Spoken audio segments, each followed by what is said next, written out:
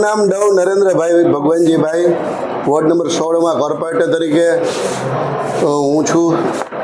10/11/3/2026 મારી મુદત પૂરી થઈ છે અને આ વખતે હું ચૂંટણી લડવા માગતો નથી અને તે બાબતે હું નિરીક્ષકશ્રીને મારો પત્ર દેવા આવ્યો છું કે સ્વેચ્છાએ હું ઇલેક્શન લડવા માગતો નથી।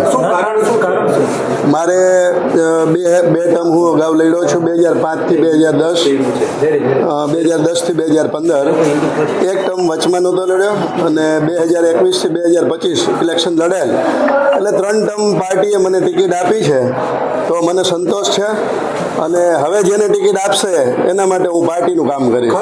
એક ટર્મ મેં મારી ટર્મ છોડેલી હતી એટલે એ દ્રષ્ટિએ જોઈએ તો આમ 2 ટર્મ એટલે વચમાં ગાળો રહેલો છે, પણ છતાંય હું પાર્ટી માટે જેને ટિકિટ આપશે તેને જીતાડવા મહેનત કરીશ। ડિમોલેશન વખતે તમે નારાજગી વ્યક્ત કરી હતી પાર્ટી સામે અને તંત્ર સામે, એ બધું સરકારી તંત્રની વાત છે, એ બાબતે અત્યારે હું કંઈ ચર્ચા કરવા માંગતો નથી મિત્રો। એ હું બોલેલો જ હતો અને કરવું જોઈએ, બંને બાજુ આવવું જોઈએ।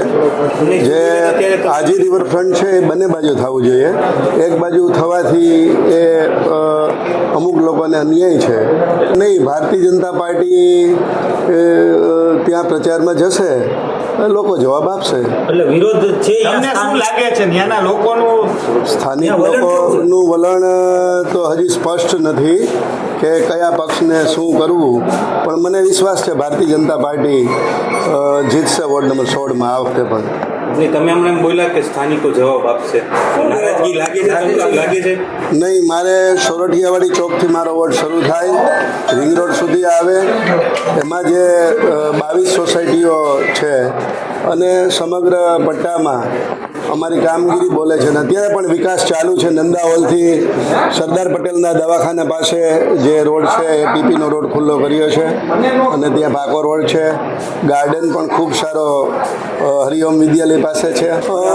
જ્યાં ટાઉન પ્લાનિંગની જે સ્કીમ નીકળી હોય એ ટાઉન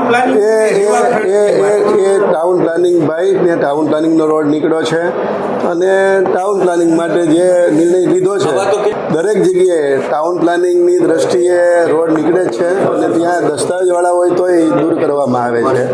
મેં રાજીનામું પાર્ટીમાંથી નથી આપ્યું, કોર્પોરેટર તરીકે હું મારી મુદત 11/3/2026 પૂરી થઈ છે। અમારે કોઈ નારાજગી લોકોમાં છે નહીં અને જ્યાં અમને મત મળે છે એ વિસ્તારમાં મત મળવાના જ છે। લોકોને મેં મુદત માટે વાત કરી હતી, લોકોને મેં મુદત લેવા માટે વાત કરી હતી કે 90 દિવસની મુદત આપો જેથી લોકોને એક્ઝામ પૂરી થાય બાળકોની।